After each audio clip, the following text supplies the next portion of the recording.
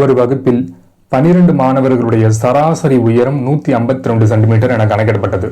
சரிபார்க்கும் பொழுது 172 சென்டிமீட்டர் என்பதை 148 சென்டிமீட்டர் என தவறாக எடுத்துக்கொள்ளப்பட்டதாக தெரிய வந்தது. எனில் சரியான சராசரி உயரம் என்ன அப்படின்னு கேட்குறாங்க.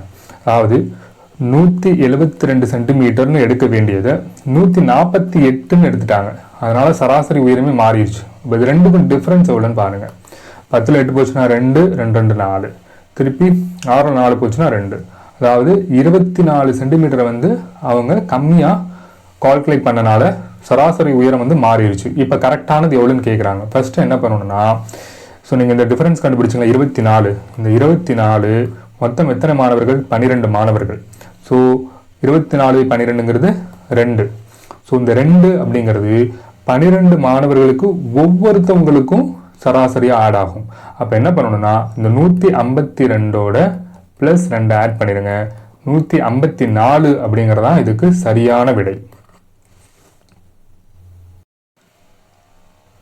2 மிகை எண்களின் வர்க்கங்களின் வித்தியாசம் வந்து 45. சிறிய எண்ணின் வர்க்கமானது பெரிய எண்ணின் 4 மடங்கிற்கு சமம் எனில் அந்த எண்ணை காண்க. ஃபர்ஸ்ட் 2 மிகை எண்களினுடைய வர்க்கங்கள். 2 மிகை எண்கள் வந்து x ஸ்கொயர்ட் y ஸ்கொயர்ட்னு எடுத்துக்கலாம்.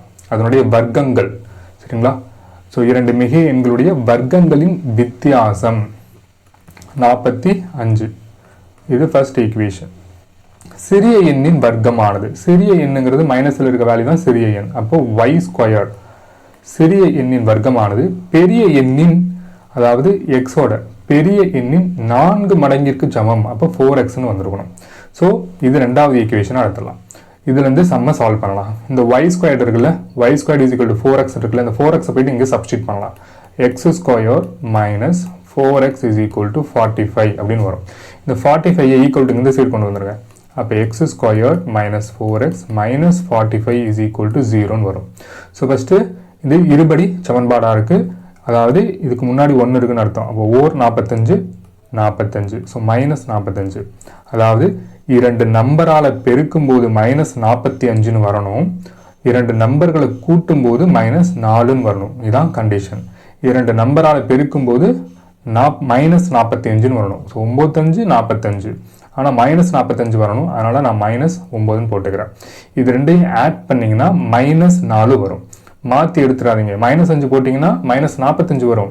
அதாவது 9 இன்ட்டு மைனஸ் 5 போட்டாலும் மைனஸ் 45 வரும். ஆனால் மைனஸ் 4 வராது, ப்ளஸ் 4ன்னு போயிடும். அதனால் இது எடுக்கக்கூடாது. ஸோ எக்ஸோட வேல்யூங்கிறது 9ஆக இருக்கலாம், அல்லது எக்ஸோட வேல்யூ மைனஸ் 5ஆக இருக்கலாம். ஆனால் கண்டிப்பாக மைனஸ் 5 இருக்க வாய்ப்பு இல்லை. ஏன்னா அவங்க சம்மிலே கொடுத்துட்டாங்க மிகை எண்கள்னு சொல்லிட்டு. மிகை எண்கள் அப்படிங்கிறனால ப்ளஸ் வேல்யூ தான் எடுத்துக்கணும். X is equal to 9. So X is equal to 9 அப்படின்னு கண்டுபிடிச்சிட்டிங்க. இந்த வேல்யூவை ஈக்குவேஷன் 2ல் போயிட்டு சப்ஸ்டிட் பண்ணலாம். ஸோ இப்போ y squared is equal to 4 into 9. அப்போ y squared is equal to 36. அப்போ ஒய்யோட வேல்யூ 6. அப்போ ஆன்சர் 9 மற்றும் 6 ஆப்ஷன் டிங்கிறதா இதுக்கு சரியான விடை. இதையே நீங்கள் இன்னொரு மாடலில் கூட சம் சால்வ் பண்ணலாம். அதாவது ஆப்ஷன்ல இருந்து கூட நீங்கள் சம் சால்வ் பண்ணலாம். 2 மிகை எண்களா 3 15. ஃபர்ஸ்ட்டு 3 ஸ்கொயர்ட் பாருங்கள், மைனஸ் 15 ஸ்கொயர்ட் பாருங்கள். இது ரெண்டும் 45 வருமா? கண்டிப்பாக வராது. ஏன்னா 15 ஸ்கொயர்டுங்கிறது வேல்யூ ரொம்ப பெருசு, அதனால் இது வராது. 9 மற்றும் 5 பாருங்கள். அதாவது 9 ஸ்கொயர்ட் மைனஸ் 5 ஸ்கொயர் எவ்வளோ வருது? 9 9 81, 5 5 25. கண்டிப்பாக 45 வராது. 3 மற்றும் 16 பாருங்கள்.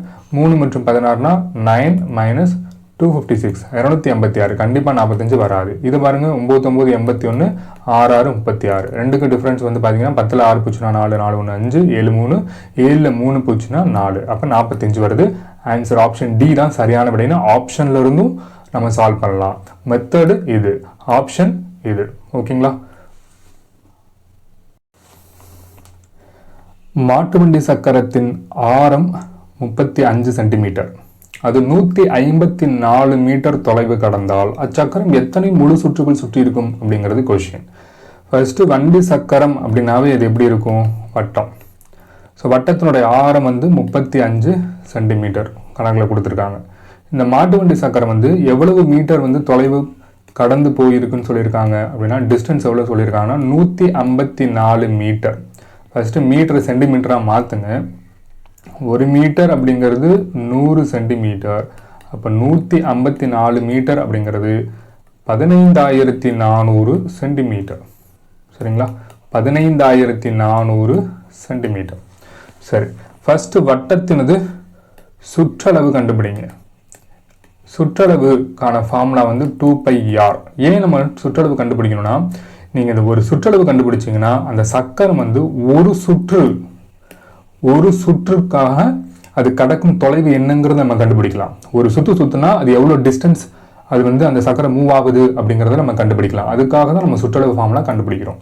ஸோ சுற்றளவு வந்து 2πr. அப்போ 2 × 22/7 × r வந்து 35. ஸோ 1 7 7 7 35. So 44 × 5 5 22 5 20 220 centimetre. ஒரு சுற்றுனா அந்த சக்கரம் வந்து 220 சென்டிமீட்டர் வந்து மூவ் ஆகும். அப்போது 15400 சென்டிமீட்டர் சுற்று வந்து 15400 சென்டிமீட்டர் டிஸ்டன்ஸ் வந்து அது கடக்கணும்னா எத்தனை சுற்றி இருக்கணும்னு கேட்டால் 15400 டிவைடட் பை 220 சென்டிமீட்டர். சரிங்களா? ஸோ இந்த சைபருக்கும் கேன்சல் பண்ணிடலாம். 2 2 2 7 2 14 7 2 14. இங்கே ஒரு சைபர் இருக்குது.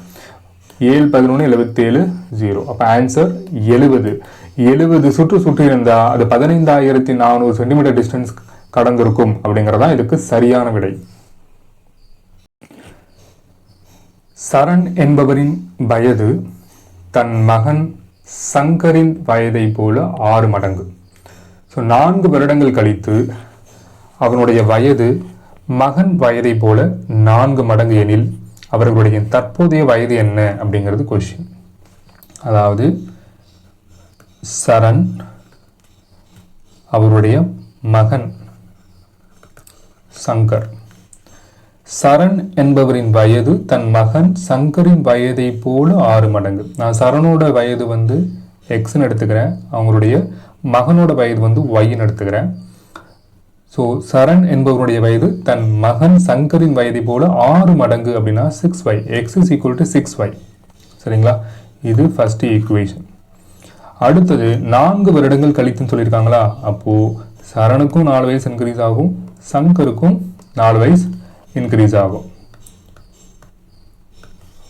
So y + 4. 4 வருடங்கள் கழித்து அவரின் வயது மகன் வயதை போல 4 மடங்கு எனில், அதாவது சரணுடைய வயது அவருடைய மகனின் வயதை போல 4 மடங்கு எனில் அவர்களுடைய தற்போதைய வயது என்ன? ஸோ இது ஃபர்ஸ்ட் ஈக்குவேஷன், இது செகண்ட் ஈக்குவேஷன். ஸோ ஈக்குவேஷன் கரெக்டாக ஃபார்ம் பண்ணிட்டீங்கன்னா ஈஸியாக சம் சால்வ் பண்ணிடலாம். x is equal to 6y. இந்த ஃபர்ஸ்ட் ஈக்குவேஷனை செகண்டில் சப்ஸ்டியூட் பண்ணலாம். ஸோ 6y, இந்த எக்ஸுங்கிற இடத்துல 6y சப்ஸ்டியூட் பண்ணிட்டேன், plus 4 is equal to 4y + 16. இந்த 4y ஈக்குவல் டு இந்த சைடு கொண்டு வந்துடுங்க. அப்போ 2y, இந்த 4 வந்து இந்த சைடு கொண்டு போயிட்டிங்கன்னா 12. அப்போ ஒய்யோட வேல்யூ வந்து 6. அப்போ எக்ஸோட வேல்யூ டைரெக்டாக இதில் சப்ஸ்டியூட் பண்ணிக்கலாமா? ஏன்னா x is equal to 6y அப்படிங்கிறதானே ஃபர்ஸ்ட் ஈக்குவேஷன். அப்போது x is equal to 36. So தற்போதைய வயது வந்து 36,6. ஆப்ஷன் பி அப்படிங்கிறதான் இதற்கு சரியான விடை. 0.35 பார் என்ற எண்ணை பின்னமாக மாற்றுக. இந்த மாதிரி சம் கொடுத்துட்டா ரொம்ப ஈஸி. ஃபஸ்ட்டு இந்த 35 அப்படியே எழுதிக்கோங்க. எத்தனை இலக்கத்துக்கு மேலே கோடு இருக்கோ அத்தனை 9 போட்டுக்கோங்க. இங்கே 2 இலக்கம் இருக்குது, 3 5ன்னு சொல்லிட்டு 2 இலக்கத்துக்கு மேலே கோடு இருக்குது, அதனால் 2 9. ஒருவேளை இப்படி கொடுத்துருக்காங்க 0.356 அப்படின்னு கொடுத்துருந்தாங்கன்னா நீங்கள் 356 ÷ 999 வரணும். சரிங்களா? ஸோ எத்தனை இலக்கம் கொடுத்துருக்காங்களோ அத்தனை 9 கீழே போட்டு போகிறீங்க. ஸோ 35 ÷ 99. ஆப்ஷன் ஏ என்பதுதான் இதுக்கு சரியான விடை. 200க்கும் 300க்கும் இடையே 6, 8, 9 ஆகிய எண்களால் வகுபடக்கூடிய எண்கள் எத்தனை உள்ளன அப்படின்னு கொஸ்டின் கேட்குறாங்க. 6, 8, 9 ஆகிய எண்களால் வகுபடக்கூடிய, இந்த மாதிரி நம்பர் கொடுத்து வகுபடக்கூடிய அப்படிங்கிற வார்த்தை வந்துட்டாவே நீங்கள் எடுக்க வேண்டியது எல்சிஎம். ஃபஸ்ட்டு 6, 8, 9க்கு எல்சிஎம் கண்டுபிடிங்க. ஸோ 2 2 6 4 2 8 9. திருப்பி 3ஆல் போடுங்க. 1 3 3, 4 அப்படியே இறங்கிடும், 3 9.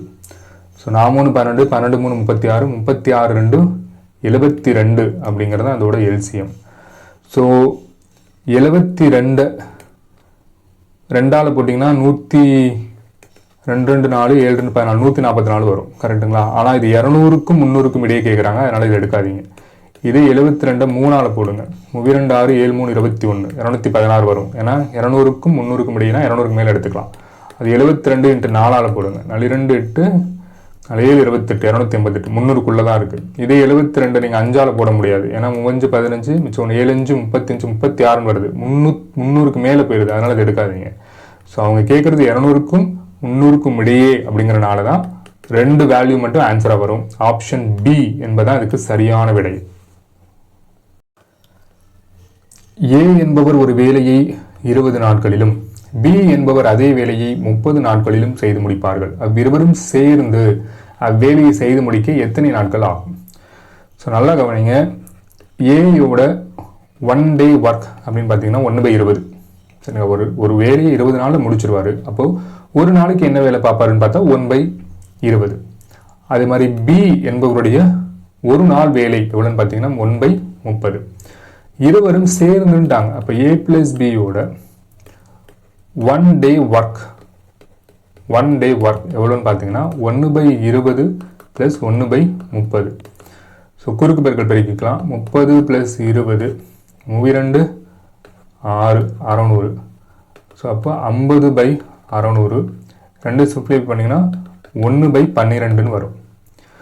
ஒரு நாள் ஒர்க் வந்து 1/12. அப்போ ஹோல் ஒர்க்கு ஒரு நாளில் செஞ்சு முடிக்கிற வேலை வந்து 1/12. அப்போ ஹோல் ஒர்க் எவ்வளோன்னு பார்த்தீங்கன்னா இதனுடைய தலைகீழி 12 நாட்களில் அவங்க அந்த வேலையை செஞ்சு முடிச்சிருவாங்க, 2 பேரும் சேர்ந்து இருந்தாங்கன்னா. அப்போ ஆப்ஷன் பி அப்படிங்கிறதா இதற்கு சரியான விடை. 14 அச்சு கோர்ப்பவர்கள் 5 மணி நேரத்தில் ஒரு புத்தகத்தின் 70 பக்கங்களை முடிப்பர். 10 மணி நேரத்தில் 100 பக்கங்களை முடிக்க எத்தனை அச்சு கோர்ப்பவர்கள் தேவை அப்படின்னு கேட்குறாங்க. ஸோ ஆட்கள் நாட்கள் தான் இதுவும். ஸோ இதுக்கு ஒரு ஃபார்முலா இருக்குது. அதாவது M1 D1 H1 divided by W1 M2 D2 H2 divided by W2. ஒன்றும் பெரிய ஃபார்முலாலாம் இல்லை. M அப்படிங்கிறது மென்னு ஆட்கள், D அப்படிங்கிறது டே நாள், H அப்படிங்கிறது அவர் இல்லை செகண்ட் என்ன கொடுத்தாலும் அதை நம்ம போட்டுக்கலாம். டபிள்யூங்கிறது இதனுடைய ஒர்க்கு. சரிங்களா? ஸோ இது மொதல் டீமு, இது வந்து 2வது டீம். ஸோ ஃபஸ்ட்டு 14 அச்சு கோர்ப்பவர்களா? 14 அச்சு கோர்ப்பவர்கள் 5 மணி நேரத்தில், இங்கே டேஸே கொடுக்கல, அவர் தான் கொடுத்துருக்காங்க. அதனால் டேஸ் வந்து 1ன்னு எடுத்துக்கோங்க, 5 மணி நேரம்னு எடுத்துக்கோங்க. இல்லை டே மென்ஷன் பண்ணனாலும் பரவாயில்ல. எவ்வளவு ஒர்க்கு முடிக்கிறாங்க? 70 பக்கங்களை முடிக்கிறாங்க. சரி, அடுத்தது 10 மணி நேரத்தில், இங்கே வந்து எத்தனை அச்சு கோர்ப்பவர்கள் தான் கேட்குறாங்க, அதனால் எக்ஸ்ன்னு எடுத்துக்கோங்க.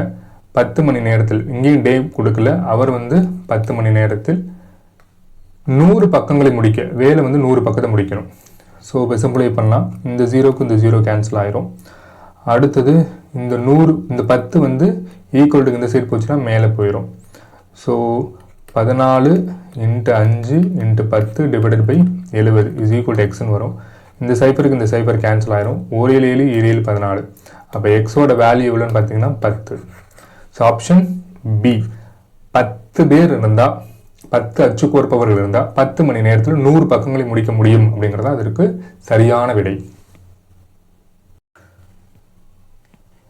ரூபாய் 7500க்கு 8% வட்டி வீதம் 1 வருடம் 6 மாதங்களுக்கான தனி வட்டியை காண்க. ஸோ தனி வட்டி அப்படின்னாவே SI is equal to PNR divided by 100.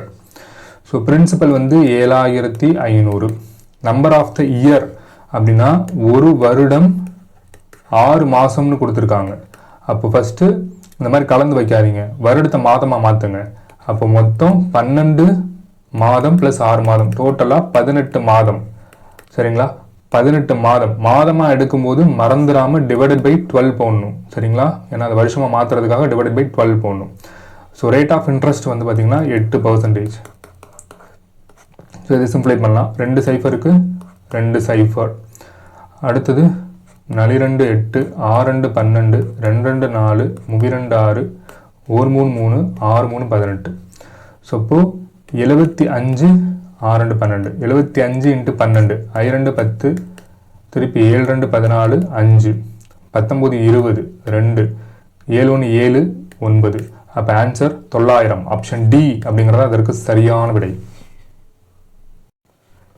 Cricket வீரர் டோனியின் முதல் 30 ஆட்டங்களுக்கான சராசரி ஓட்டம் 72 என கணக்கிடப்பட்டிருந்தது.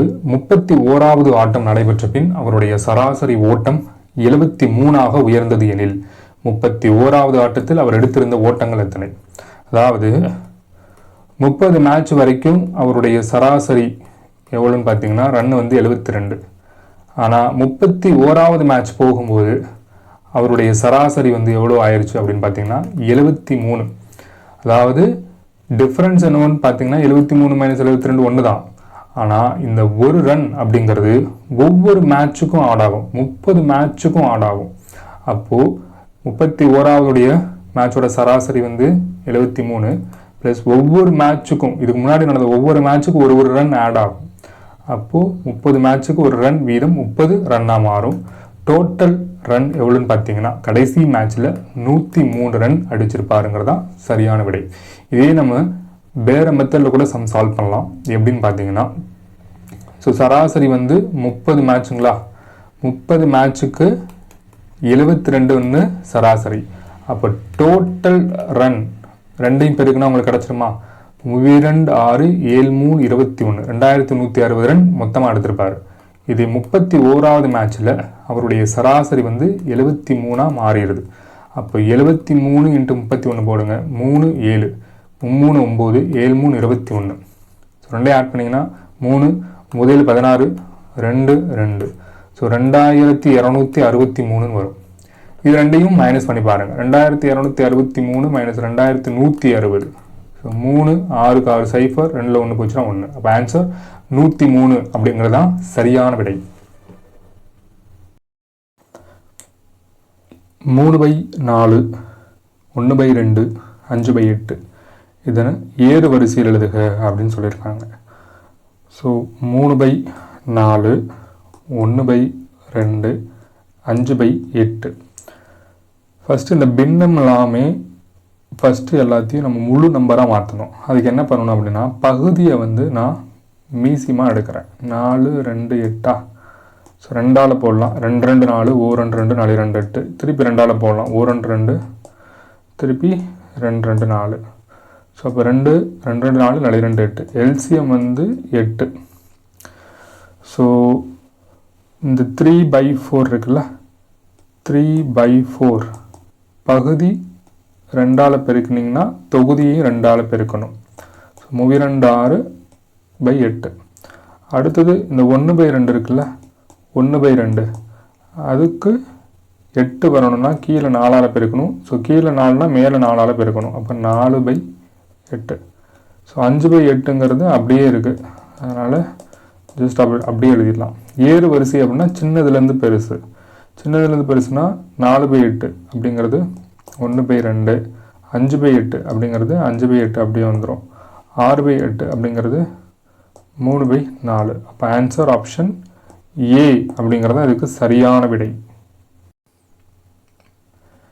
2020 மட்டைப்பந்து போட்டியில் ராசு 50 பந்துகளை எதிர்கொண்டு 10 முறை 6 ஓட்டங்களை எடுத்தார். அவர் எதிர்கொண்ட பந்துகளில் ஒரு பந்தை சமவாய்ப்பு முறையில் தேர்ந்தெடுக்கும் போது அவர் 6 ஓட்டங்கள் எடுக்காமல் இருப்பதற்கான நிகழ்தகவு என்ன? ஸோ நல்லா கவனிங்க. ஒரு 2020 மேட்ச்சில் ராசு அப்படிங்கிறவர் வந்து 50 பந்துங்களை ஃபேஸ் பண்ணுறாரு. அதில் 10 முறை வந்து 6 அடிச்சிருக்காரு. அவர் எதிர்கொண்ட பந்துகளில் வந்து ஒரு பந்தை சமவாய்ப்பு முறையில் தேர்ந்தெடுக்கும் போது அதில் அவர் 6 ஓட்டங்கள் எடுக்காமல் இருப்பதற்கான நிகழ்தகவு. ஸோ இதுக்கு ஒரு ஃபார்முலா இருக்குல்ல நிகழ்தகவுக்கு, அதாவது P of A is equal to N of A divided by N of S. அதாவது N of Sங்கிறது மொத்த வாய்ப்பு எவ்வளவு? 50. சரிங்களா? அதில் N of A அதாவது 6 ஓட்டங்கள் எடுக்காமல் இருப்பதற்கான நிகழ்தகவு. நல்லா கவனிங்க. 50 பந்தில் 10 பந்து வந்து அவர் என்ன அடிச்சிட்டாரு? 6 ரன் அடிச்சிருக்காரு. சரிங்களா? அதாவது ஒவ்வொரு பாலையும் 6 அடிச்சிருக்கிறாரு. மீதி இந்த 40 பந்துகள் தான் 6 ரன் எடுக்காமல் இருப்பதற்கான நிகழ்தகவு. ஸோ 6 ரன்கள் எடுக்காமல் இருப்பதற்கான நிகழ்தகவு வந்து N(A) எடுத்துக்கணும். ஸோ 40. இந்த 0க்கு இந்த 0 கேன்சல் ஆயிரும். ஆன்சர் 4/5 ஆப்ஷன் பி என்கிறது தான் இதுக்கு சரியான விடை. ஒரு குறிப்பிட்ட வாரத்தில் நகரத்தின் அதிகபட்ச வெப்பநிலை 34.8 டிகிரி சென்டிகிரேட், 38.5, 33.4, 34.7, 35.8, 32.8, 34.3 ஆக இருந்தது. அந்த வாரத்தின் சராசரி வெப்பநிலை காண்க. சராசரி வெப்பநிலைனா என்ன பண்ணுவோம், எல்லாத்தையும் கூட்டி எத்தனை நம்பர் இருக்கோ அதனால் அடிச்சிருவோம். அதாவது 34.8 + 38.5, 33.4, 34.7 + 35.8, 32.8, அடுத்த 34.3. டோட்டலாக எத்தனை வேல்யூ இருக்குன்னு பார்க்கலாம். 1 2 3 4 5 6 7 வேல்யூ இருக்குது. ரைட். ஸோ ஃபஸ்ட்டு டெசிமல் அடித்து போடலாம், கூட்டி போடலாம். 8 8 2 10 11, 11 8 19, 19 7 26, 30, 35, 43. ஸோ 43 புள்ளி இங்கே 4 வந்துடும். 4 8 8 16 19 23 28 30 34. ஸோ 4 இங்கே வந்துடும், 3 இங்கே வந்துடும். 3 6 9 12 15 18 21 24. So 244.3 divided by 7.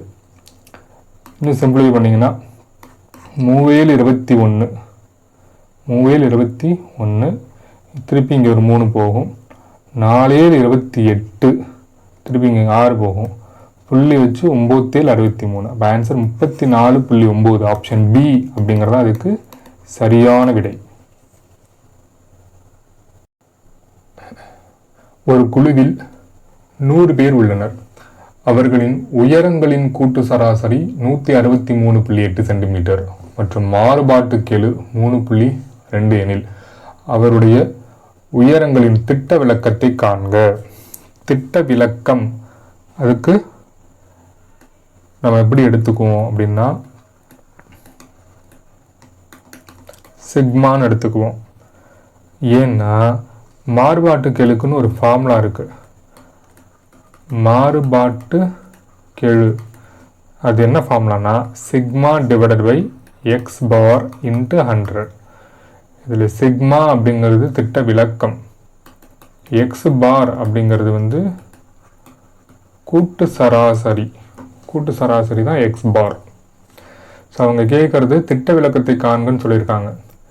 இங்கே சிக்மா என்னன்னு நம்ம வந்து கண்டுபிடிக்கணும். மாறுபாட்டு கெழு வந்து 3.2ன்னு அவங்களே கொடுத்துட்டாங்க. சரிங்களா, மாறுபாட்டு கெழு 3.2ன்னு சொல்லிட்டாங்க. இந்த ஃபார்முலாவில் அப்ளை பண்ணலாம். ஸோ மாறுபாட்டு கெழு வந்து 3.2 ஈக்குவல் டு சிக்மா திட்ட விலக்கம் தான் நம்ம கண்டுபிடிக்கணும். கூட்டு சராசரி எக்ஸ் பார்ங்கிறது கூட்டு சராசரி 163.8 இன்ட்டு 100. ஃபார்முலாவில் அப்ளை பண்ணியாச்சு. ஸோ ஈக்குவல் டு இங்கே கொண்டு போகிறோம். So 3.2 into 163.8 divided by 100 is equal to sigma. சிக்மாங்கிறது திட்ட விலக்கம். சரி, இந்த 2 சைஃபருக்கு 2 ஸ்தானம் தள்ளி புள்ளி கொடுத்துக்கலாம். அப்போ 3.2 இன்ட்டு 1.638 அப்ராக்சிமேட்டாக எடுக்கலாமே. 3.2 1.6ஐயும் பெருக்கி பார்க்கலாம். 3.2ஐயும் 1.6ஐயும் பெருக்கி பார்க்கலாம். ஸோ 6 2 12 மிச்சம் 6 18 19 2 3. ஸோ 2 9 2 11 மிச்சம் 1 4. 2 ஸ்தானம் 2 புள்ளி இருக்கனால 2 ஸ்தானம் தள்ளி புள்ளி குத்தணும். அப்போ 4.1 சம்திங்னு வருது. ஆப்ஷனில் 4 புள்ளின்னு எது வருதோ அதுதான் ஆன்சர். ரொம்ப நம்ம அக்யூரேட்டாக போட்டிருந்தா 4.91ன்னு கரெக்டாக வரும். நம்ம எடுத்துக்கிட்டதே 2 ஸ்தானம் தான் எடுத்திருக்கோம். ஸோ அதனால் அப்ராக்சிமேட் வேல்யூவாக 4 அப்படிங்கிறத சூஸ் பண்ணிடலாம். ஃபுல்லாக பெருக்கி நம்ம டைம் வேஸ்ட் பண்ண தேவையில்லை. சரிங்களா, ஸோ ஆப்ஷன் பிங்கிறது தான் இதற்கு சரியான விடை. ரீனா மற்றும் உஷாவினுடைய தற்போதைய வயதுகள் முறையே 24 வருடங்கள் மற்றும் 36 வருடங்கள் எனில் 8 ஆண்டுகளுக்கு முன்பு உஷா மற்றும் ரீனாவினுடைய வயதுகளுடைய விகிதம் என்னவா இருக்கும்னு கேட்குறாங்க. ஸோ ஃபஸ்ட்டு ரீனா மற்றும் உஷா இவருடைய வயதுகள் வந்து 24 வருடம் 36 வருடம். 8 ஆண்டுகளுக்கு முன்னாடி, அப்போ ரெண்டுலையுமே -8 பண்ணணும். ஸோ இங்கே வந்து 16ன்னு வரும் ரீனா, இங்கே வந்து 36 - 8 அப்படி போட்டிங்கன்னா 28ன்னு வரும். அவங்க கேட்குறது உஷா மற்றும் ரீனாவினுடைய வயது விகிதம் கேட்குறாங்க, அப்படியே மாற்றி போடணும். அப்போது 28/16 சரிங்களா. ஸோ விகிதனாலும் பின்னனாலும் ஒன்று தானே, இதை சிம்பிளை பண்ணலாம். 2 2 4 2 8 8 2 16. இது இன்னும் சிம்பிளை பண்ணலாம். 7 2 14 4 2 8. அப்போ ஆப்ஷன் ஏ அப்படிங்கிறதா அதற்கு சரியான விடை. ஓகே, சுருக்குக 3/3 whole power -2 into 2/2 whole power -3 divided by 2/4 -2 அடுத்து 3/4 4 4/-2. ஸோ ஃபஸ்ட்டு இதை மல்டிபிள் அடுக்குகளாக இருக்குல்ல, அடுக்கு மேலே அடுக்கு இருக்குல்ல, அதை சிம்பிளை பண்ணிக்கலாம். ஸோ அதுக்கு என்ன கான்செப்ட்னா, ஒரு formula a/m whole power n அப்படின்னா a/mn ரெண்டையும் டைரெக்டாக மல்டிப்ளை பண்ணிக்கலாம்னு அர்த்தம். ஸோ அப்போது 3/-6 3/-6 அடுத்து 2/-6 2/-6 டிவைடட் பை 2/-8 3/-4. இந்த 4 இருக்குல்ல, இதை நம்ம 2/2ன்னு எடுத்துக்கலாம். ஸோ அப்போது ஹோல் பவர் -2 வரும், இதையும் டைரெக்டாக பிரிக்கலாம் 2/-4. ஸோ ஃபஸ்ட்டு இந்த கீழே இருக்கிற வேல்யூ மேலே போச்சுன்னா அடுக்கோட சைன் வந்து மாறிடும், மைனஸுங்கிறது ப்ளஸ்ஸாக மாறிடும். ஸோ உங்களுக்கு புரிகிற மாதிரி சொல்லணும்னா, இப்போ 1/a/-n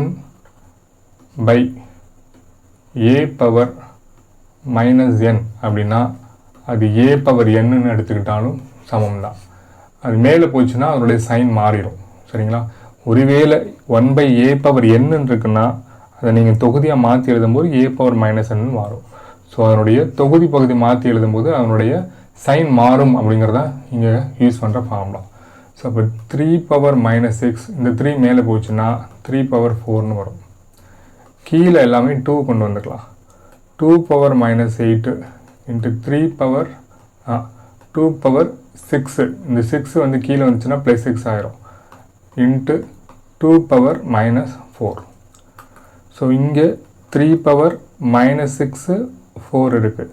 ஸோ ஃபார்முலா வந்து a/m இன்ட்டு a/n அப்படின்னா a/m + n ரெண்டு அடுக்கையும் கூட்டிக்கலாம், இதுதான் ஃபார்முலா. இது ரெண்டையும் கூட்டினீங்கன்னா 3/-2ன்னு வரும். ஏன்னா -6 + 4ங்கிறது -2.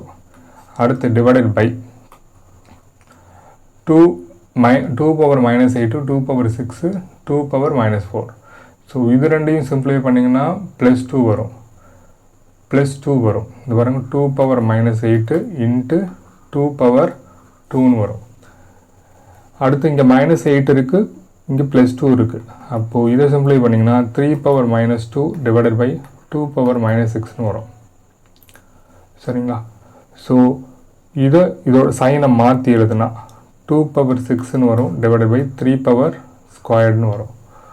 So 2/6ங்கிறது 2 × 2 × 2 × 2 × 2 × 2 divided by 3/2ங்கிறது 9.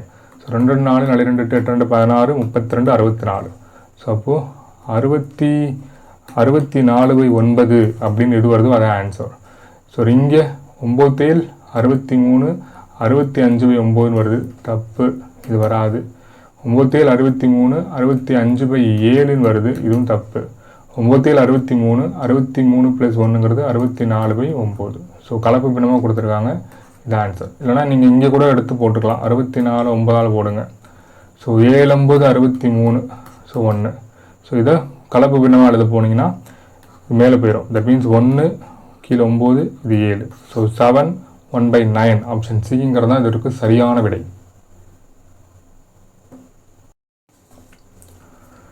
ஒரு கனசதுரத்தின் மொத்த வலைப்பரப்பு வந்து 384 மீட்டர் ஸ்கொயர் எனில் அதனுடைய பக்கம் காண்கன்னு கேட்குறாங்க.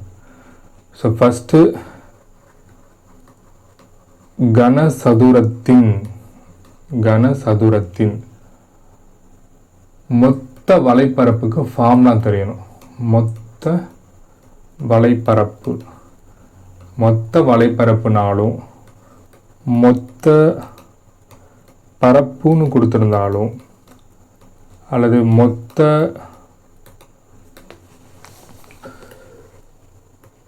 புறப்பரப்பு அப்படின்னு சொல்லியிருந்தாலும் எல்லாமே இதுக்கு சேம் மீனிங் தான் கனசதுரத்தை பொறுத்த வரைக்கும். ஸோ ஃபார்முலா வந்து 6a². So 6a² is equal to 384. அப்போ a² value 384 divided by 6. 6 6 36, 2 4 6 24. So ஏயோட வேல்யூ பார்த்தீங்கன்னா இதுக்கு ரூட்டு போடணும். 8 8 64. அப்போ a is equal to 8. Option B அப்படிங்கிறது அதற்கு சரியான விடை. 3 of a minus 1, 2 of a minus 1 squared, a squared minus 1 இதனுடைய மீச்சிறு பொது மடங்கு காண்க. மீச்சிறு பொது மடங்குன்னா மிகப்பெரிய வேல்யூ எடுத்துக்கணும். சரிங்களா, மிகப்பெரிய வேல்யூ எடுத்துக்கணும். இதே மீ பெரு பொது வகுத்தி மீபேவா கேட்டாங்கன்னா மிக சின்ன வேல்யூ எடுத்துக்கணும். ஸோ ஃபஸ்ட்டு இங்கே உள்ள நம்பருக்கெல்லாம் ஃபஸ்ட்டு மீசியமாக எடுங்க. 3 2 இங்கே 1 இருக்கிறதா அர்த்தம். ஸோ 3 2 1 இதோட எல்சிஎம் வந்து பார்த்தீங்கன்னா அப்படியே மல்டிப்ளை பண்ணி போட வேண்டியதான். எல்சிஎம்ங்கிறது 6. சரிங்களா, ஸோ அப்போது இந்த ஆப்ஷன் ஏவும் பியும் வராது.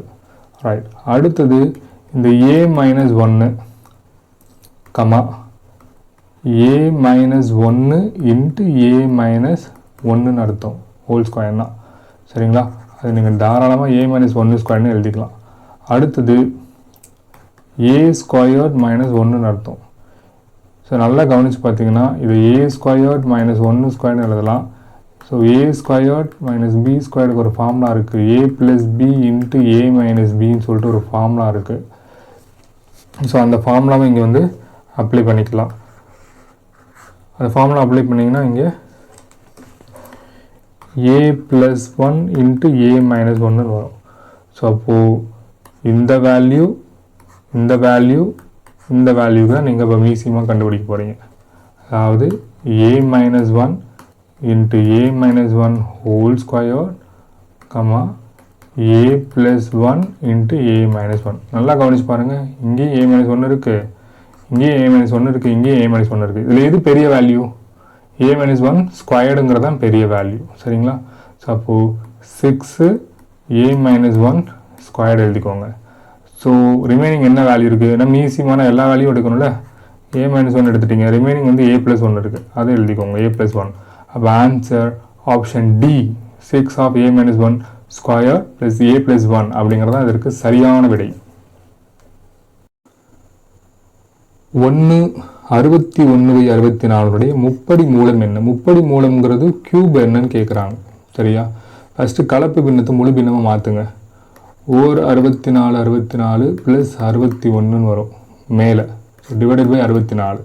ஸோ அப்போது 64 இது ஒன்று 65, தட் மீன்ஸ் 125 டிவைடட் பை 64 வரும். ஸோ இதுக்கு கியூபு கண்டுபிடிச்சிங்கன்னா 5 5 25, 25 5 125, அப்போ 5 வரும். 2 16, 16 64 வரும். அப்போது 5/4 அப்படிங்கிறது தான் சரியான விடை. ஆப்ஷன் சிங்கிறது தான் சரியான விடை. கண்டுபிடிக்க முடியலன்னா இப்படி தானாவகத்தில் கூட போட்டுக்கோங்க. 5 போட்டிங்கன்னா 2 5 10 5 5 25, 5 5 25. சரிங்களா, ஸோ 125ஓட கியூபிக் ரூட் வேல்யூ வந்து 5. இதுவும் 4 16, 16 64. ஸோ ஆன்சர் 5/4ங்கிறது தான் இதுக்கு சரியான விடை. 2 உருளைகளின் உயரங்கள் முறையே 1:2, அவற்றினுடைய ஆரங்கள் முறையே 2:1 ஆகிய விகிதங்களில் இருப்பின் அவற்றுடைய கன அளவுகளின் விகிதம் என்ன? ஃபஸ்ட்டு உருளையினுடைய கன அளவுக்கு ஃபார்முலா தெரியணும். உருளையினுடைய கன அளவுக்கு formula so pi r squared h அப்படிங்கிறத உருளையின் கன அளவுக்கு ஃபார்முலா. இங்கே 2 உருளை கொடுத்துருக்காங்களா, அது மாதிரி 2 உயரம் 2 ஆரம் கொடுத்துருக்காங்களா, அதனால் ஃபஸ்ட்டு ஃபஸ்ட்டு உருளைக்கு வந்து பை r1 ஸ்கொயர் h1 அப்படின்னு எடுத்துக்கிறோம். ரெண்டாவது உருளைக்கு பை r2 ஸ்கொயர் இன்ட்டு h2ன்னு எடுத்துக்கிறோம். ஸோ இங்கே சப்ஸ்டியூட் பண்ணி பார்க்கலாம். அதுக்கு முன்னாடி இது மென்ஷன் பண்ணிக்கோங்க. இது வந்து h1 h2 1:2, அது மாதிரி r1 r2 2:1 மாற்றி போட்டிங்கன்னா தப்பாயிரும். சரி, அடித்து பார்க்கலாம். பைக்கோட வேலையை அப்படியே வச்சுக்கோங்க. r1 ஸ்கொயர்டு அப்படிங்கிறது r1ங்கிறது 2, அப்போது 2 ஸ்கொயர். h1 அப்படிங்கிறது 1 தான், அது அப்படியே வச்சுக்கோங்க. பையோட வேலையை அப்படியே வச்சுக்கோங்க. r2 ஸ்கொயருங்கிறது 1 square. h2 அப்படிங்கிறது 2. இந்த பைக்கும் கேன்சல் ஆயிரும். சரிங்களா? ஸோ இந்த 1க்கும் இந்த 1க்கும் கேன்சல் ஆயிரும். ஸோ அப்போது 2 2 4 4/2ன்னு அர்த்தம். இன்னும் கொஞ்சம் சிம்பிளிஃபை பண்ணிங்கன்னா 2 4 2 2. அப்போ ஆன்சர் 2:1 அப்படிங்கிறது தான் இதற்கு சரியான விடை. ஆப்ஷன் சி அப்படிங்கிறது தான் இதுக்கு சரியான விடை. ஒரு தொகையானது தனிவட்டி முறையில் 10 வருடத்தில் ரெட்டிப்பாக ஆக அதனுடைய வட்டி வீதம் என்னவா இருக்குன்னு கேட்குறாங்க. ஸோ நல்லா கவனிங்க. தொகையானது தனிவட்டி முறையில்னு கொடுத்துட்டாங்க. ஸோ தனிவட்டி முறை அப்படின்னாவே SI = PNR / 100 ஃபார்முலா யூஸ் பண்ணலாம். அசல் என்னன்னு உங்களுக்கு கொடுக்க கிடையாது, வட்டி வீதம் மட்டும் என்ன இருக்குன்னு கேட்குறாங்க. நம்பர் ஆஃப் த இயர் 10 வருடம்னு சொல்லிட்டாங்க. ஸோ அசல் என்னன்னு கொடுக்காதனால நான் அப்ராக்சிமேட்டாக 100ன்னு எடுத்துக்கிறேன். ஸோ ஒரு தொகையானது தனிவட்டி முறையில் 10 வருடத்தில் ரெட்டிப்பாக மாறுகிறது. நல்லா கவனிங்க. 100 ரூபாங்கிறது 200 ரூபா மாறிடுச்சு. இந்த பிரின்சிபல் வந்து அமௌண்ட்டாக மாறினது வந்து 200. அப்போ சிம்பிள் இன்ட்ரெஸ்ட்டு அப்படிங்கிறது அமௌண்ட் மைனஸ் பி தானே சிம்பிள் இன்ட்ரெஸ்ட்டு, தொகை மைனஸ் அசல் அப்படிங்கிறது simple interest. So SI = 100. So இதில் சப்ஸ்டியூட் பண்ணலாம். 100 = பியோட வேல்யூ என்னது 100 அப்படி தானே அசியூம் பண்ணியிருக்கோம். என்னோட வேல்யூ 10 வருடம். ரேட் ஆஃப் இன்ட்ரெஸ்ட் தான் கண்டுபிடிக்கணும். ஸோ R/100 அப்படியே வச்சுக்கோங்க. இந்த 100க்கு இந்த 100 கேன்சல் ஆயிரும், இந்த 0க்கு இந்த 0 கேன்சல் ஆயிரும். அப்போ ரேட் ஆஃப் இன்ட்ரெஸ்ட்ங்கிறது 10% அப்படிங்கிறதா இதற்கு சரியான விடை. ஆப்ஷன் ஏ அப்படிங்கிறதா கரெக்டான ஆன்சர். ஒரு பெருக்குத்தொடர் வரிசையில் T2 3/5 மற்றும் T3 1/5 எனில் அதனுடைய பொது விகிதம் காண்க அப்படிங்கிறது கொஸ்டின். அதாவது ஜிபி ஜியோமெட்ரிக் ப்ராக்ரஷன் பெருக்குத்தொடர் வரிசையில் கான்செப்ட் என்னன்னா T2 / T1 எதற்கு சமமாக இருக்கும் அப்படின்னா T3 / T2. அதாவது இரண்டாவது உறுப்பையும் உறுப்பையும் வகுத்தீங்கன்னா அதனுடைய வேல்யூ வந்து மூன்றாவது உறுப்பையும் ரெண்டாவது உறுப்பையும் வகுக்கும் எண்ணுக்கு சமமாக இருக்கும். அதே மாதிரி T4 / T3 அது மாதிரி போய்கிட்டே இருக்கும். T5 / T4 அப்படி சீரீஸ் போய்கிட்டே இருக்கும். ஸோ இங்கே நமக்கு வந்து T2 T3 தான் கொடுத்துருக்காங்க. ஸோ இந்த வேல்யூ எடுத்துக்கலாம். ஸோ T2 T3 வேல்யூ கொடுத்துருக்காங்க. ஸோ அப்போ T3 / T2 என்னங்கிறது கண்டுபிடிப்போம். ஸோ T3ங்கிறது 1/5, T2ங்கிறது 3/5. ஸோ இந்த பின்னம் வந்து பகுதியாக இருக்குல்ல, இதை மேலே போனோம்னா தலைகீழியாக மாறும். 1/5 × 5/3 மாறும். ஸோ இதுக்கு கேன்சல் ஆயிரும். அப்போது 1/3 தான் இதுக்கு ஆன்சர். ஆப்ஷன் பி அப்படிங்கிறது அதற்கு சரியான விடை. A1 = -1 மற்றும் AN = AN-1 / n+2 அப்படின்னு ஒரு கண்டிஷன் கொடுத்துருக்காங்க. ஸோ என்னங்கிறது > 1 தான் இருக்கணும்னு சொல்லியிருக்காங்க. நீங்கள் A2, A3 என்னன்னு கண்டுபிடிக்க சொல்லியிருக்காங்க. ரைட். ஸோ ஃபஸ்ட்டு A2 என்னன்னு பார்க்கலாம். 2வா, அதனால் இங்கே n இருக்கிற இடத்துலாம் 2 சப்ஸ்டியூட் பண்ணிக்கோங்க. A2 - 1 / 2 + 2 = A1 / 4. சரிங்களா? அடுத்தது A3. இங்கே a1ங்கிறது சம்லேயே கொடுத்துருக்காங்க -1ன்னு சொல்லிட்டு, அதனால் இதை சப்ஸ்டியூட் பண்ணி எழுதிக்கலாம். -1/4. ரைட். ஸோ அடுத்தது a3 என்னங்கிறது பார்க்கலாம். ஸோ a3 - 1 டிவைடட் பை 3 + 2ன்னு வரும், is equal to a2 divided by 5ன்னு வரும். சரிங்களா? ஸோ நல்லா கவனித்து பார்த்தீங்கன்னா இங்கே a2க்கு மேலே இந்த வேல்யூவை நம்ம சப்ஸ்டியூட் பண்ணலாம். இந்த வேல்யூ வந்து நம்ம சப்ஸ்டியூட் பண்ணலாம்.